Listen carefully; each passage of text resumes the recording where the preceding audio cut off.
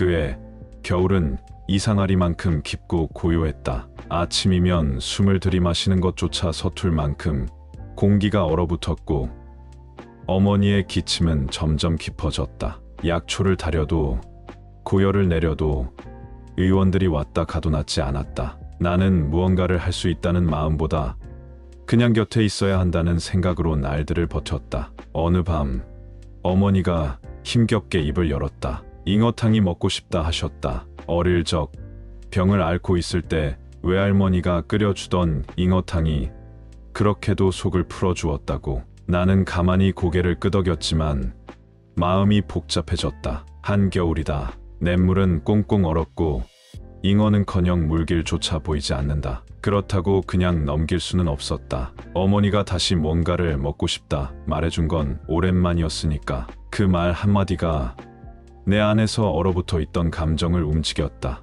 이튿날 새벽 나는 물동이를 치고 냇가로 향했다. 손이 얼고 무릎이 저리고 도끼질은 갈수록 무뎌졌지만 마음은 묘하게 차분했다. 얼음이 갈라지는 소리, 내 숨소리, 그리고 찰나처럼 스쳐간 움직임. 나는 얼음 밑에서 헤엄치던 잉어 한 마리를 보았고 그걸 기적이라 믿기로 했다. 잉어는 자꾸 무거웠다. 살아있는 생명을 손에 쥐고 집으로 돌아오는 길. 나는 그 작은 온기 때문에 손끝이 덜 시렸다. 잉어탕을 끓여 어머니께 드렸다. 처음엔 미동도 없던 어머니가 며칠 뒤 천천히 눈을 떴다. 그때 나는 깨달았다. 이건 음식이 아니라 오래 묻어둔 바람 하나가 이루어진 거라는 걸. 누군가의 속을 생각하고 그 안을 데워주고 싶은 마음, 그게 몸을 살리는 일일 수 있다는 걸 처음 알았다. 며칠 뒤 동네 사람들이 하나둘 물었다. 정말 잉어로 어머니가 회복하신 게 사실이냐고. 나는 고개를 끄덕였지만 마음속에선 다른 대답이 맴돌았다. 잉어 때문이 아니라고. 어머니의 병을 낫게 한 건 누군가를 간절히 살리고 싶은 마음이, 그 마음을 담은 행동이었노라고. 어머니의 병세가 호전되었다는 소문은 삽시간에 마을 전체로 퍼졌다. 그동안 병으로 드러눕거나 원인 모를 기운에 시달리던 이웃들이 하나둘 우리 집 문을 두드렸다. 어떤 이는 부모의 기력이 쇠해 걱정이라 했고, 어떤 이는 아이의 기침이 멋지않아 잠을 이루지 못한다 했다. 사람들은 나에게 묻곤 했다. 정말로 잉어 한 마리로 어머니가 회복하셨단 말이오? 나는 고개를 끄덕이긴 했지만 마음 한켠은 마냥 떳떳하지 않았다. 그 잉어는 분명 무언가의 응답이었다. 한겨울 냇물 속에 살아있는 잉어라니, 그건 단순한 행운이 아니라 무언가 들으시고 받아주신 것처럼 느껴졌기 때문이다. 며칠 후 우리 마을 노인이 내게 조용히 다가왔다. 그는 오랫동안 산속 약초를 캐며 살아온 분이었다. 사람들은 그를 산노인이라 불렀다. 산노인은 말했다. 자네는 지금 살아있는 산을 건드린 셈이야. 그 말에 내가 놀라 눈을 동그랗게 뜨자 그는 천천히 설명했다. 잉어는 물의 숨결을 품은 생명이지.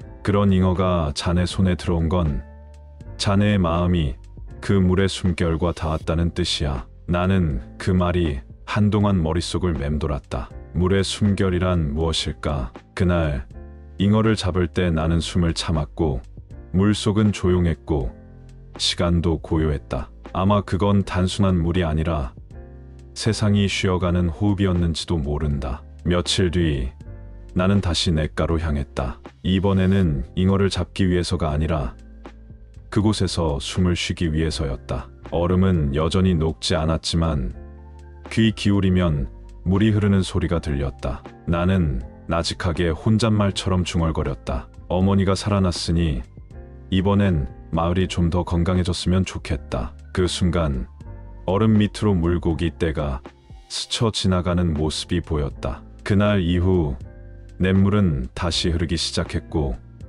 마을의 기운은 서서히 바뀌기 시작했다. 그 변화를 가장 먼저 알아챈 것은 마을의 병약한 할아버지였다. 그는 매일 아침 마당을 한 바퀴도 돌지 못했는데 잉어탕 사건 이후 갑자기 마실을 다니기 시작했다. 자신도 모르게 숨이 편해졌다고 했다. 음식을 씹는 힘도 붙었고 새벽이면 땅의 기운이 느껴진다고도 했다. 이상한 일이었다. 누가 약을 쓴 것도 아니었고 의원이 돌아다닌 것도 아니었는데 마을 사람들의 표정이 하나둘 살아나기 시작했다. 바람은 부드러워졌고 해는 환해졌다. 하지만 나는 알 수 있었다. 그 변화는 효심이라는 작은 진심에서 시작된 것이었다. 사람들은 각자의 부모를 위해 물을 떠다 바쳤고 찬 약초차를 데워 따뜻하게 만들었으며 말 대신 손을 잡기 시작했다. 그해 겨울은 유난히 눈이 많이 내렸지만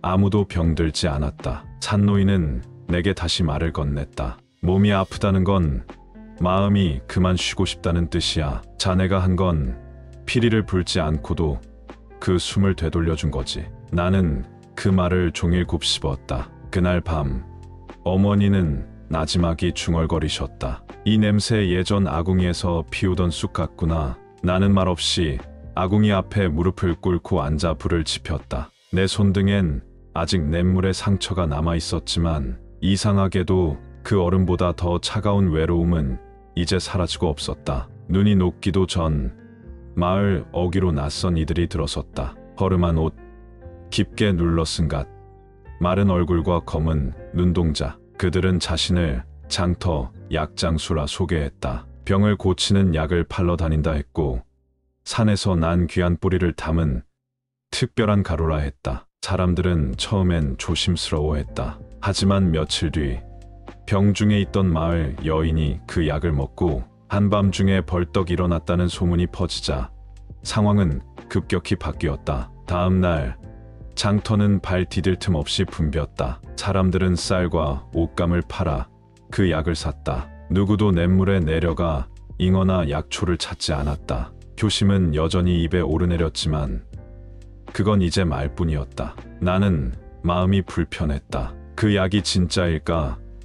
왜 그토록 빠르게 효과가 나타나는 걸까? 산노인을 찾아가자 그는 깊은 한숨을 내쉬었다. 너무 빠른 약은 숨을 거꾸로 들이마시는 거다. 처음엔 살 것 같지만 결국 숨이 멈춘다. 며칠 뒤 약을 먹은 사람들 중 몇몇이 기이한 고통을 호소하기 시작했다. 밤이면 가슴이 답답하다 했고 아침에는 몸이 무거워 일어날 수 없었다. 젊은이들은 눈 밑이 퍼렇게 질렸고 노인들은 잠에서 깨지 못하는 날이 늘어갔다. 그제야 사람들은 다시 나를 찾았다. 그들은 말없이 내 집 앞에 서 있었다. 누구도 피리를 풀어달라고 하지 않았고 잉어를 다시 잡아달라 말하지 않았다. 다만 그 눈동자 속에는 처음 어머니가 병들었을 때와 같은 간절함이 있었다. 나는 산노인과 함께 냇가로 향했다. 한겨울의 잉어는 보이지 않았지만 물은 여전히 흐르고 있었다. 나는 그 물을 떠다 다시 장터에 내놓았다. 사람들은 의심했지만 다시 그 물로 손을 씻고 차를 다려 마시기 시작했다. 산노인은 마른 산길을 걸어 약초를 캤다. 나는 그 약초를 말려 작은 주머니에 담아 나눠주었다. 그리고 잊고 있던 것을 다시 꺼내 들었다. 피리였다. 그날 밤 나는 마을 어귀에서 피리를 불었다. 빠르지 않았다. 화려하지도 않았다. 그저 들숨과 날숨 사이 조용한 고요를 닮은 선율. 놀랍게도 장터의 불빛이 하나둘 꺼지기 시작했다. 사람들은 물러갔고 약장수들은 더 이상 약을 팔지 못했다. 어떤 이는 내 피리를 듣다 잠들었고 어떤 이는 조용히 어깨를 토닥이며 울었다. 며칠 뒤 마을 사람들의 안색은 서서히 돌아왔다. 비록 천천히였지만 그들은 다시 자신들의 손으로 불을 지폈고 식사를 데웠고 이불을 널었다. 어머니는 내게 말했다. 약보다 더 강한 건 내가 그런 마음으로 피리를 푸른 거란다. 나는 고개를 끄덕이며 다짐했다. 몸 하나를 살리는 것보다 마음 10사람의 숨을 되돌리는 것이 더 오래 남는다. 봄이 다가왔다. 눈은 녹았고 냇물은 다시 깊어졌다. 마을 사람들은 장터 약 대신 직접 약초를 캐기 시작했고 겨울 내내 굳었던 몸을 풀며 아침마다 마당을 쓸었다. 어느 날 산노인이 조용히 나를 불렀다. 그는 멀리 있는 작은 바위 하나를 가리키며 말했다. 저 자리에 너를 위한 표식을 세울까 한다. 너를 기리는 비석이라기보다는 너의 숨이 닿은 자리로서. 나는 손을 저었다. 그저 냇물이 흐르는 걸로 충분합니다. 그 말에 노인은 조용히 웃었다. 그렇지. 숨은 보이지 않지만 가장 멀리 닿는 법이니까. 그날 이후 나는 더는 피리를 불지 않았다. 그 대신 아이들에게 숨을 쉬는 법을 가르쳤다. 빠르게 들이마시고 내뱉는 게 아니라 조용히 깊게 땅까지 닿게 숨을 쉬듯 살아가는 법. 그건 곧 마음을 아프게 하지 않는 법, 다른 이의 숨결을 무겁게 만들지 않는 법이었다. 어머니는 이제 아침이면 마당에 나와 작은 풀을 뜯고 저녁이면 된장을 풀어 국을 끓이셨다. 그 손끝이 건강했고 그 음식이 마을의 약이었다. 어느 날 마을 서편에서 혼자 살던 노파가 찾아왔다. 그녀는 말없이 내 손을 잡고 이렇게 말했다. 자신이 병을 앓을 때 이 마을에 와선 처음으로 누군가가 자신을 기다려주는 느낌을 받았다고. 나는 그 말을 들으며 생각했다. 건강이란 건 결국 누군가가 나를 기다려주는 마음 속에 사는 게 아닐까. 봄이 깊어질 무렵 나는 아이들과 함께 마을 가장 낮은 곳에